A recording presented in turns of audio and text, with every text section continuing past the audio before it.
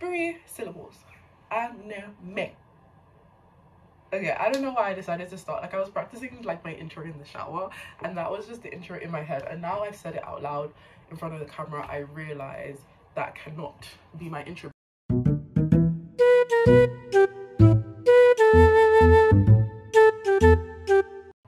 And so today's video, I thought I would bring 2 of my favorite things together in the world and give book recommendations based off of anime. I have a lot of friends that watch anime, and I'm always like, you need to get into reading. You need to start reading your fiction books, because if you love anime, you love the detail, you love the complexity, and if you love reading manga as well, you will love books. So this is my love letter. This video is a love letter to my anime lover friends who I have just been desperately trying to get into reading for the past 2 or 3 years. I have compiled some popular animes going about right now, and I've associated a book with them that I think reminds me or gives me similar vibes that the anime gives, and I'll give justifications and reasons why. So, like, disclaimer, my voice, like, bro, I was arguing with her the other day. Angela gave me a cold. I don't even think Angela's gonna watch this video, but if she does, she's giving me a cold because I FaceTimed the other day, and why she's coughing and sneezing and weaseling. Okay, but it's just like my throat. Like, I don't have like a cough, it's just like a tickle in my throat. I think I kind of sound sexy. I'm not gonna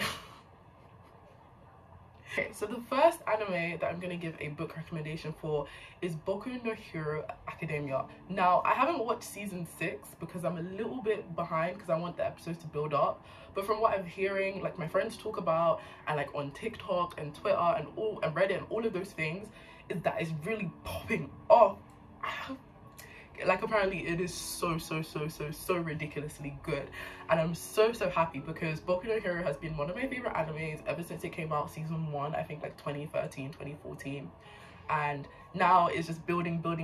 Like, all of that build and wait is completely worth it. So the book that I'm gonna recommend you, if you really enjoy Boku no Hero, then I'm gonna recommend you Renegades by Marissa Meyer, and I actually recently read this back in January. So Renegades is set in a world, so in our current world, where people have developed powers, so kind of similar to the Boku no Hero universe. But unlike the Boku no Hero universe, it basically caused society to crumble. They would persecute and treat the people that had powers very poorly. So a group of people with powers or abilities or superpowers, whatever you want to call them, they're called different in different universes, rise up and form an anarchist group and take over the government. Some people believe that the anarchist group did them all dirty, and that society is now much worse off now than it was before. So, because there was an era of anarchy and there was people stealing, there was a rising crime, there was no government, there was just general lawlessness, a group called the Renegades rose up to overpower the anarchists and then to come into power to try and set up a form of government and policing and all of that. So there's a lot of political commentary between like anarchy and having a police and a governmental state, and how useful is the government for society. That's beside the point. The 2 main characters of our book are Nova and Adrian, and Nova is an anarchist, and her parents unfortunately died during the age of anarchy because the Renegades didn't come to save them in time like they promised. So she wants to take down the Renegades as retribution for her parents' death. Adrian is the son of the Renegades leader, and he wants to know why his mother died, and he wants to find out secrets, but he also believes that the Renegades should be doing more enforcement, and they shouldn't be tied down by all these stupid laws. So there is again a lot of commentary, and it's kind of similar to like the whole Stain arc in Boku no Hero. I think it's the Stain arc like extrapolated and made bigger, and just question whether people with powers for society actually make it better, and how do you regulate something like that. It is so interesting. Of course, there's a little bit of enemies to lovers. There are great fight scenes. I will say though that the book does have some slow dull parts in aims and efforts of trying to build the plot, but in general it does keep you reading. I realized that there's some scenes that took like 50-60 pages, but they were really good. They didn't feel like they were taking a long time, but then when after you reflect back, you're like, actually not a lot happened, but that's okay because we enjoy the process of reading sometimes. Young man, you too can become a hero. The second book I'm going to recommend if you really like Boku no Hero is The Young Elites by Marie Lu. I was so obsessed with this book like back in like year 10, so I was like what, 15. and the young elites follows a girl called Adelina. And so again, similarly in, you know, Renegades and Boku no Hero, people have powers in this universe because there was a big disease that swept over, and the children that survived the disease ended up with abilities and powers. And Adelina has the powers to form illusions, and so she's taken in by the prince and his like god form, like little like Tusk X Project Force group called the Young Elites, and they want to train Adelina to use her powers to help fight a war, essentially. And it's just so complex. I love grey characters. A lot of the characters are morally grey, and the character arc for Adelina across the 3 books, so it is a trilogy, is one of the most gorgeous, most well thought out, most beautiful character arcs I've ever read of a protagonist. Is absolutely flipping stunning. She goes from this very innocent, sweet girl that doesn't understand her powers to this really big anti-hero, and it does bring a lot of questions again. Are these powers useful? Are these powers worth it? Who determines who is in power when there are people that have a genetic advantage over the world? It is so interesting. Anyway, I can actually literally talk about those 2 books and Boku no Hero forever, but moving on swiftly to my next book. Now, as I couldn't not include this, I was thinking, do I include this? I have to include it. I'm gonna talk about One Piece, okay? I'm a massive One Piece fan, and I feel like once you commit yourself to One Piece, you have to be a fan. Like, you can't get to episode 500 and be like, I'm not a fan of One Piece. Like, you're in for life. Like, it's basically a cult. So I was trying to think of what book series has that level of gravitas, the level of world building, the complexity, the longness, the extra length in the book. And also I think one of the things that makes One Piece so good is the fandom. The fandom is the best. With the theory videos, like, I feel like One Piece could be its own degree because of the amount of detail and theory and everything that needs to go into it. It's just a crazy. So I was trying to think what book can live up to that. Like, Oda is basically modern day Shakespeare. Percy Jackson. Now hear me out. You guys are probably rolling your eyes. In a similar way, Percy Jackson has a childish, almost childlike feel. One Piece does have the same. Percy Jackson is a long ass series. You have the original series, you have the Heroes of Olympus, and now apparently there's a new series being made. The fandom of Percy Jackson is so amazing. There are so many theories, fan art, videos, everything, shows, movies. There is just like everything, and I think that what makes the world of Percy Jackson so rich. So if you have been living under a rock and you don't know what Percy Jackson is about, Percy Jackson is based off of this boy, Percy Jackson, and he finds out that he is a demigod and his dad is Poseidon. So he is taken to Camp Half-Blood, where there's just a bunch of demigod is not the correct word. I should have used Half-Blood. That is so bad of me. A camp where there's a bunch of half-bloods, so people whose one of their parents is a Greek god. And he's just thrown into loads of missions and trying to save Olympus basically at the end of the day. But yeah, the characters are so cool. You fall in love with every single character. I cry so much when I read this book, and it just fills me with so much happiness, especially in the dregs and dark dreary times of the Cambridge terms. I would read Percy Jackson and I would just smile. And the TV series is coming out next year, so I would get a move on if you really want to read the Percy Jackson series. No. Bungo Stray Dogs. Guys, I flipping love Bungo Stray. I feel like I'm gonna say this. I picked my favorite animes for this video. I'm not gonna lie. Bungo Stray Dogs is so good. We're on season 4 now, but I've just finished reading season 3, watching season 3. I was on the edge of my seat. I wasn't even going to watch it, and then my friend Anna was like, bro, and now I'm so happy that I watched it. So the book that I'm going to recommend if you really like Bungo Stray Dogs is Six of Crows. I know people are sighing because I talk about this book so much because it's so good. So Six of Crows is set in a larger Shadow and Bone, or what we Shadow and Bone Six of Crows fans call the Grishaverse. So it is not the first part of the series. There is a trilogy beforehand. However, I did not know that before I read Six of Crows. I read Six of Crows first, and the trilogy was still as enjoyable for me. And Six of Crows was even more enjoyable, not even the fact knowing that it was this trilogy, I'm not gonna lie. So take whatever I say with a grain of salt. Maybe you want to read it in sequential order, or you want to start with Six of Crows like I did. Six of Crows follows a gang called the Dregs, and their gang leader Kaz in this dark, dreary London, New York-esque Victorian-inspired city of Ketterdam, right? And this gang has been given the opportunity of a lifetime to make millions, to make money that would set them up and like make them achieve their wildest dreams for the rest of their life, right?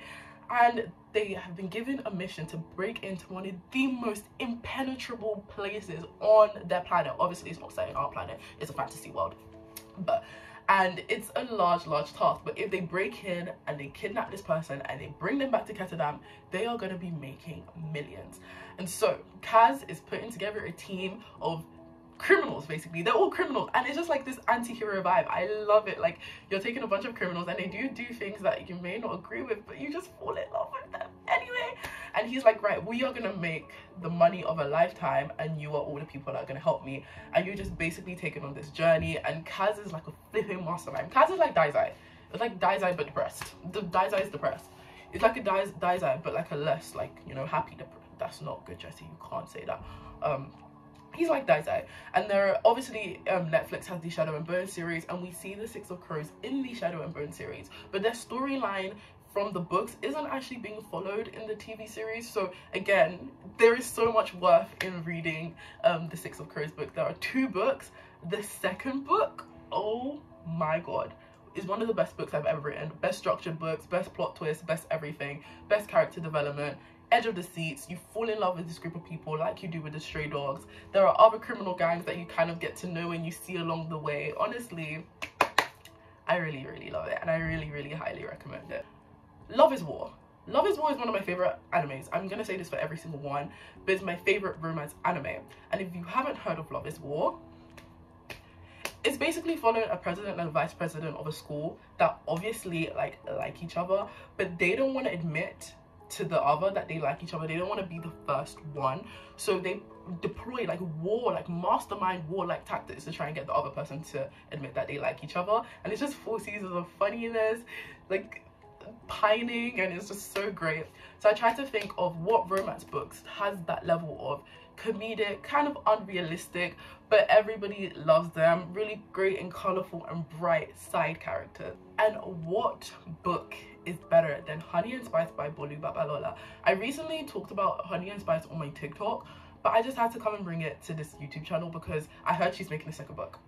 So Honey and Spice follows this character called Kiki, and Kiki is this stubborn, hot-headed, beautiful, opinionated British Nigerian girl, and she runs a radio show in her university called Whitewell, which is whitewashed, right? And she runs a radio show for all of the black women and women of color, and talking about relationship, love, advice, friendship, and all of that.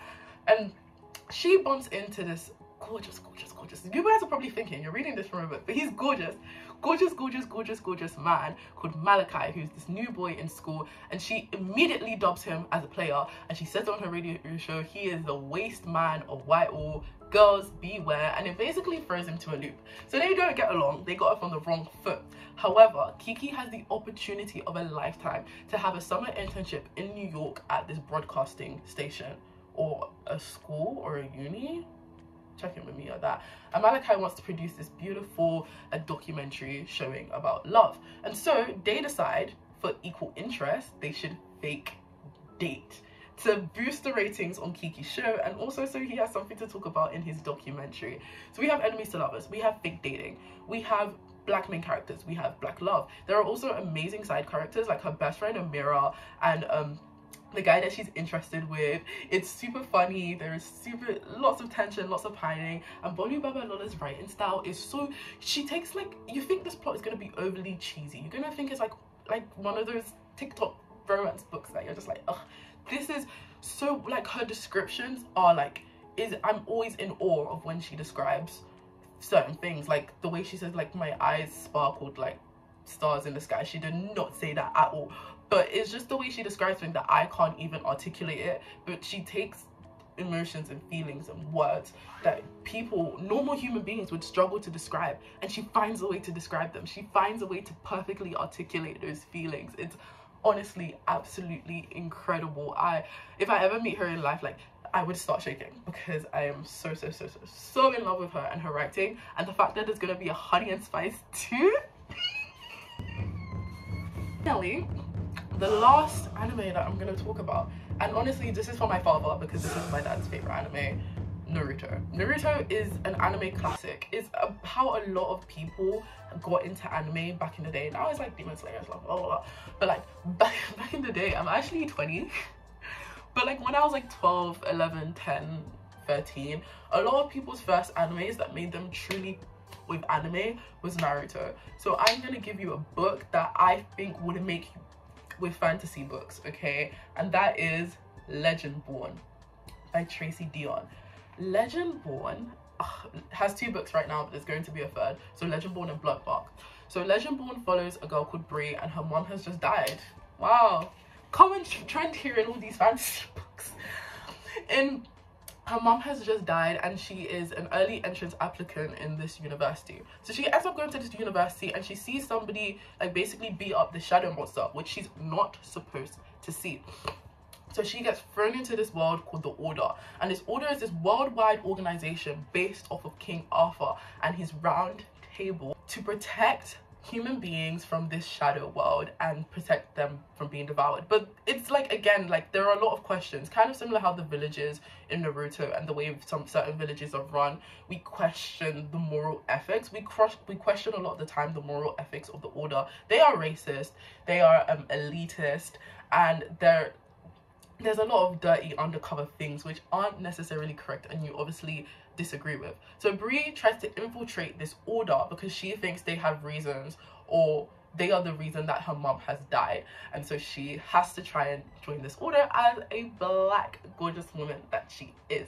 This book is so deep, and like the depth and the build of the lore is incredible. The character building, the detail, you know, the links to actual real world problems, the use of King Arthur. Like we always use Greek mythology, and I'm such a big fan of Greek mythology. Greek mythology, we've seen Egyptian mythology a lot in books as well, and a lot of like Japanese mythology. But it is so, I've never really seen it done so well, using King Arthur and his round table and the ties into like slavery and American slavery and that consistent discussion.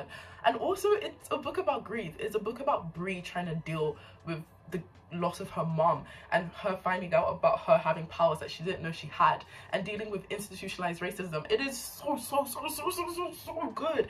Honestly, if you like, Bree is more of a Sasuke. I'm not gonna lie. I was gonna say if you like Naruto, Bree is more of a Sasuke. There are other characters that remind you of Naruto in terms of having nobility and wanting to take on this role of a King Arthur. There is no like Hokage equivalent. However, I know if you love Naruto, you will 100% love this book. They aren't that dense and the chapters are really short. So especially if it's your first time getting into fantasy books, it's a really great start because they feel like short little bursts, especially because our attention span is all dying. But they feel like really short little bursts, kind of like anime episodes, and they reinvigorate you. And every chapter, every solo chapter always ends on a cliffhanger, so you always feel like this need to read. The plot is so great. The second book is even better than the first, and I know the third book is even going to be better than the second and the first, and that's generally what you want out of a book series. Anyway guys, that is the end of me basically word vomiting my favorite books and my favorite animes to you. If you really enjoyed this video, or if you want me to give you book recommendations on the anime I haven't mentioned, please comment them down below and I will be really happy to do a part 2. Make sure you like, comment, subscribe. I don't know what else to say. I'm gonna go have lunch. Also, this is gonna be like, don't answer if you're gonna make fun of me. Does my voice sound better like this? I feel like I'm gonna put it on, like, this should just be my permanent voice. I don't know why I switched to American accent. Anyway, guys. Goodbye, friends.